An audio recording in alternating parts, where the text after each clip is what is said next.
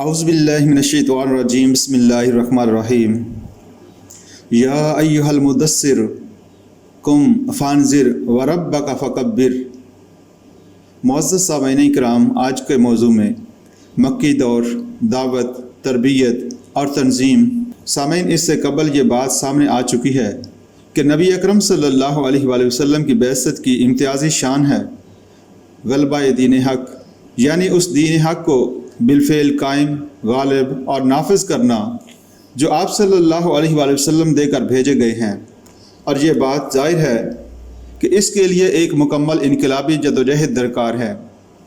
آپ صلی اللہ علیہ وآلہ وسلم کی سیرت مطہرہ ہمیں وہ تمام مراحل نظر آتے ہیں جو کسی بھی انقلابی جدوجہد میں پیش آنے لازمی ہیں۔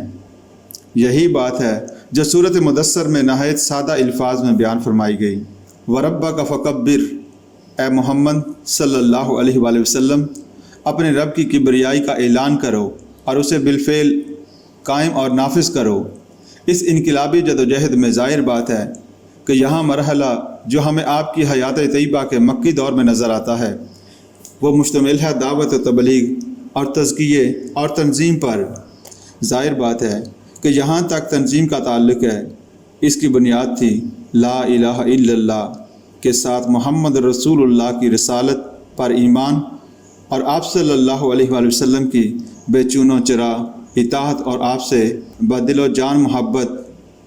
یہی وہ چیز ہے جس نے آپ صلی اللہ علیہ وآلہ وسلم پر ایمان لانے والوں کو ایک بنیان مرصوص بنا دیا، ایک ایسی طاقت اور ایک ایسی قوت کہ حضور صلی اللہ علیہ وآلہ وسلم کے اشاروں پر حرکت کرتی تھی۔ آپ کے چشم آبرو کے اشارے پر صحابہ اکرام رضی اللہ تعالیٰ عنہم اپنا تن، من، دھن سب کچھ نچھاور کرنے کے لیے ہر دم آمادہ رہتے تھے۔ البتہ جہاں تک دعوت یا تبلیغ کا تعلق ہے، اس کے ضمن میں سب سے پہلے تو یہ بات پیش نظر رہنی چاہیے کہ اس کا مرکز و محور اور اس کا منبع اور اس کا مدار قرآن حکیم ہے۔ دعوت ہو یا تبلیغ، انذار ہو یا تبشیر، نصیحت ہو یا موعظت، یہاں تک کہ تربیت ہو یا تزکیہ، ان سب کی احساس اور ان سب کی بنیاد قرآن مجید پر ہے۔ یہ بات قرآن حکیم میں 4 مقامات پر آئی ہے۔ نبی اکرم صلی اللہ علیہ وآلہ وسلم کا جو منہج عمل ہے، جو آپ صلی اللہ علیہ وآلہ وسلم کا طریقہ کار ہے، اس کی بنیاد ہے یتلو علیہم آیاتہ ویزکیہم ویعلمہم الکتاب والحکمہ۔ ہمارا یہ رسول ان پر یعنی اللہ کی آیات کی تلاوت کرتا ہے اور ان کا تزکیہ کرتا ہے اور ان کو کتاب یعنی احکام الہی اور حکمت کی تعلیم دیتا ہے۔ اسی حقیقت کو مولانا حالی نے نہایت سادہ الفاظ میں یوں ادا فرمایا: اتر کر ہرات سے سوئی قوم آیا اور ایک نسخہ کیمیا ساتھ لایا۔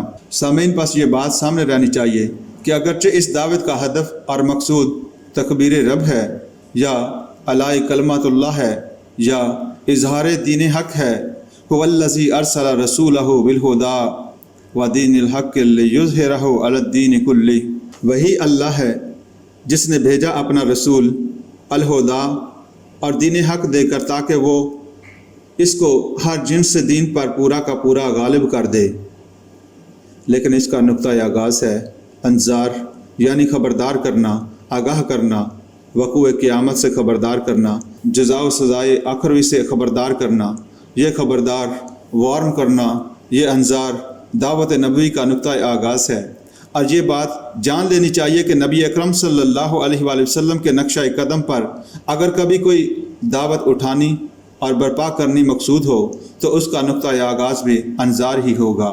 پھر یہ بات بھی پیش نظر رہے کہ اس دعوت کے ضمن میں ہمیں نبی اکرم صلی اللہ علیہ وآلہ وسلم کی سیرت مطہرہ میں ایک نہایت فطری اور حکیمانہ تدریج نظر آتی ہے۔ یہ دعوت القرب فالقرب کے اصول پر آگے بڑھتی ہے۔ اس کا آغاز گھر سے ہوا۔ آپ پر ایمان لانے والوں میں سب سے پہلے حضرت خدیجہ رضی اللہ تعالی عنہا ہیں۔ آپ کی زوجہ محترمہ کے بعد آپ کے چچا زاد بھائی ہیں جو آپ کے زیر کفالت بھی ہیں اور زیر تربیت بھی، یعنی حضرت علی رضی اللہ تعالی عنہ۔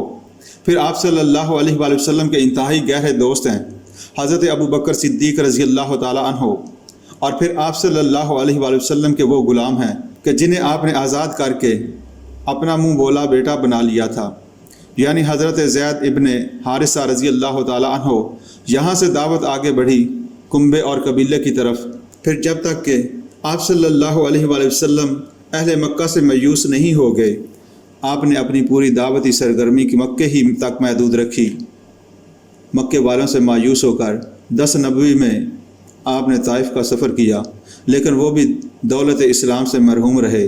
پھر جب مکے والوں کی مخالفت کی بنا پر آپ کو ہجرت کرنا پڑی، تب بھی 6 سال کے عرصہ تک، جب تک کہ اہل عرب نے آپ صلی اللہ علیہ وآلہ وسلم کی حیثیت کو تسلیم نہ کر لیا، صلح حدیبیہ کی شکل میں آپ نے اپنی تمام تر توجیہات اندرون ملک عرب ہی میں مرتکز رکھیں۔ صلح حدیبیہ کے بعد آپ صلی اللہ علیہ وآلہ وسلم نے بیرون ملک دعوت کا آغاز فرمایا۔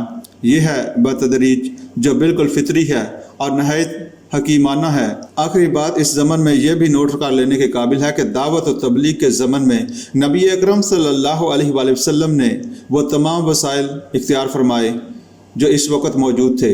چنانچہ جب آپ صلی اللہ علیہ وآلہ وسلم کو حکم ہوا وَأَنذِرْ عَشِيرَتَكَ الْأَقْرَبِينَ، اور اے نبی صلی اللہ علیہ وآلہ وسلم خبردار کیجئے اپنے قبیلے اور قرابت داروں کو، تو آپ صلی اللہ علیہ وآلہ وسلم نے 2 دفعہ دعوت طعام کا اہتمام فرمایا اور وہاں اپنی دعوت پیش کی۔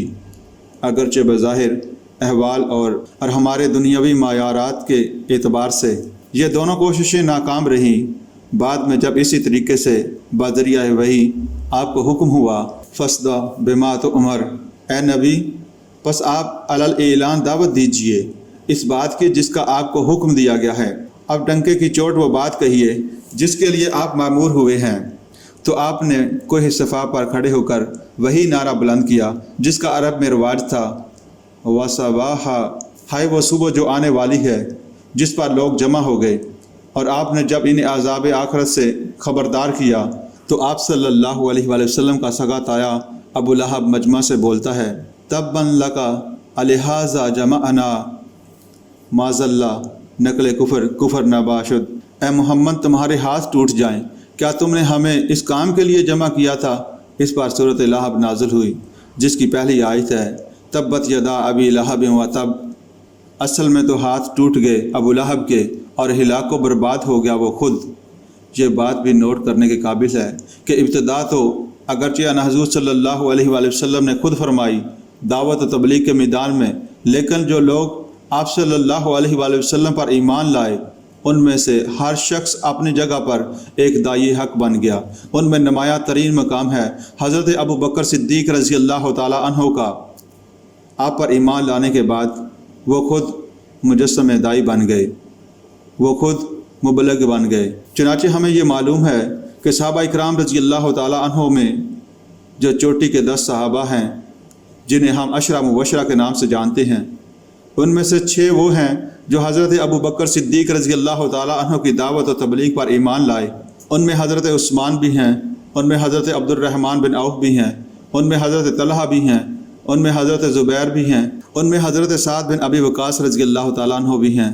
دعوت کے اس عمل پر جو رد عمل کفار کی طرف سے اور سرداران قریش کی جانب سے ظاہر ہوا، اس میں بھی ہمیں ایک عجیب ترتیب نظر آتی ہے، وہی ترتیب جو ہمیشہ کسی انقلابی دعوت کے خلاف رد عمل میں ظاہر ہونی ضروری ہے۔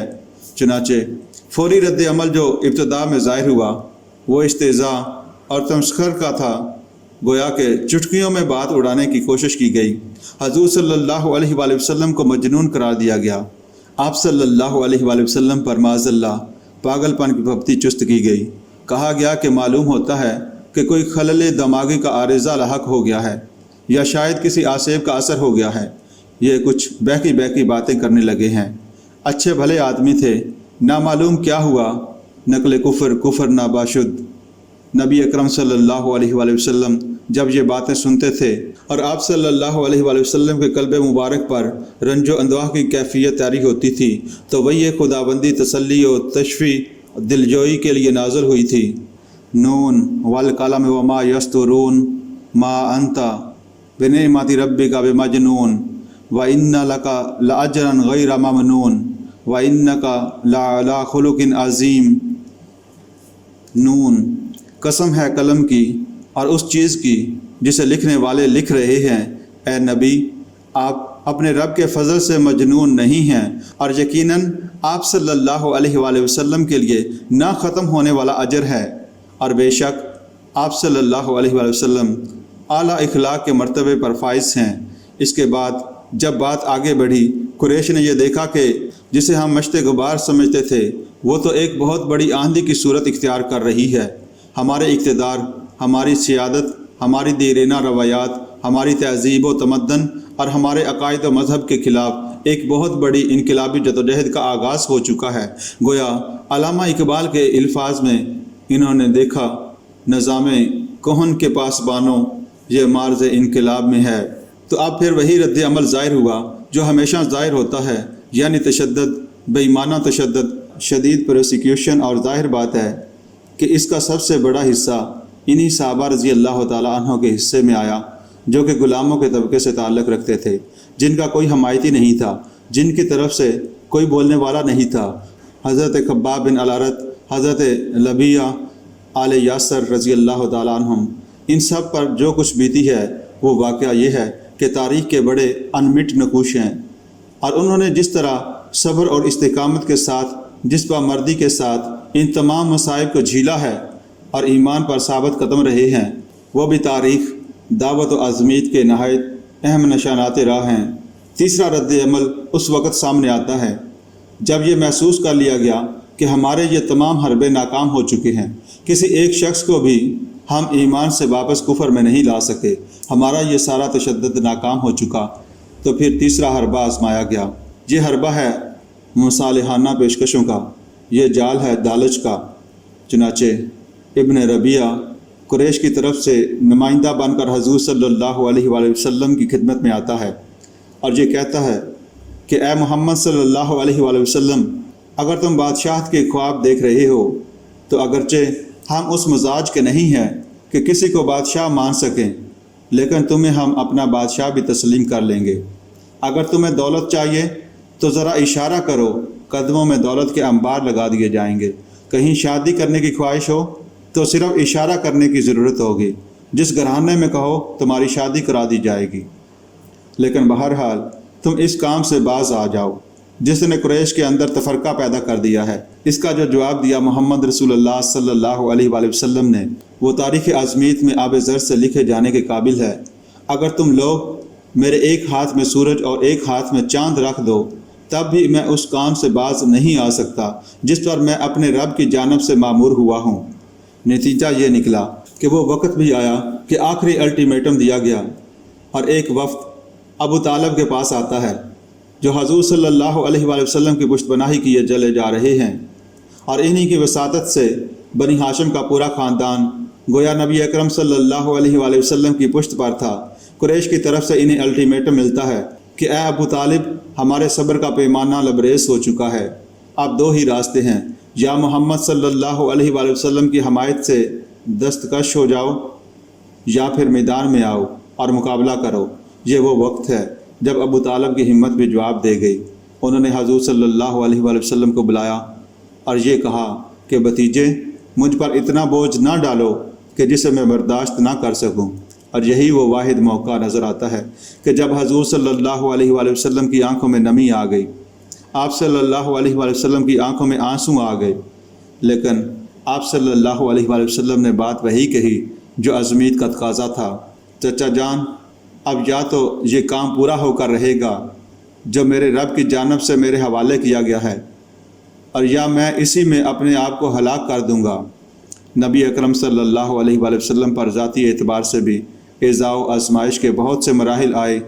آپ صلی اللہ علیہ وآلہ وسلم پر دست درازی بھی ہوئی، آپ کے شانہ مبارک پر راکھ بھی ڈالی گئی، آپ صلی اللہ علیہ وآلہ وسلم کے راستے میں کانٹے بھی بچھائے گئے، آپ صلی اللہ علیہ وآلہ وسلم کی گردن میں ایک چادر کو بل دے کر اور ایک پھندے کی صورت میں ڈال کر اس کے دونوں سروں کو کھینچا گیا کہ آپ صلی اللہ علیہ وآلہ وسلم کی آنکھیں ابل آئیں۔ ایسا بھی ہوا کہ آپ سربسجود تھے اپنے خالق کے سامنے اور عین کعبے کی دیوار کے سائے میں، اور وہاں عقبہ بن ابی معیط ابو جہل کی شہ پر ایک اونٹ کی نجاست بھری اوجڑی لا کر حضور صلی اللہ علیہ وآلہ وسلم کے شانہ مبارک پر رکھ دیتا ہے۔ پھر وہ وقت بھی آیا کہ جب یہ تشدد، ظلم و ستم انتہائی شدت کی صورت اختیار کرتا ہے اور پورے خاندان بنی ہاشم کو نبی اکرم صلی اللہ علیہ وآلہ وسلم کے ساتھ 3 سال تک ایک گھاٹی میں محصور کر دیا گیا، گویا کہ ایک طرح کی نظر بندی کی صورت میں بسر کرنے پڑتے ہیں، جس کے دوران شدید ترین مقاطعہ ہے، کھانے پینے کی کوئی چیز گھاٹی میں داخل نہیں ہونے دی جا رہی۔ وہ وقت بھی آیا کہ بنی ہاشم کے بھوک سے بلکتے ہوئے بچوں کے حلق میں ڈالنے کے لیے اس کے سوا کچھ نہیں تھا کہ سوکھے چمڑے ابال کر ان کا پانی ٹپکایا جاتا، لیکن معلوم ہوتا ہے کہ حضور صلی اللہ علیہ وآلہ وسلم کے ذاتی ابتلا کا ابھی نقطۂ عروج باقی تھا، اور یہ نقطۂ عروج 10 نبوی میں پہنچ گیا۔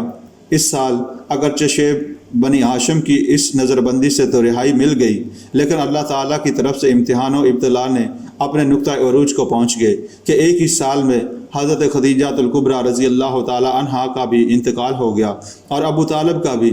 گھر میں ایک دلجوئی کرنے والی رفیقہ حیات تھیں، وہ بھی نہ رہیں، اور خاندان کی پشت پناہی کا ایک ذریعہ اور وسیلہ ابو طالب تھے، وہ بھی اٹھ گئے۔ یہ وہ سال ہے جسے نبی اکرم صلی اللہ علیہ وآلہ وسلم عام الحزن سے تعبیر فرماتے ہیں، یہ رنج اور غم کا سال ہے۔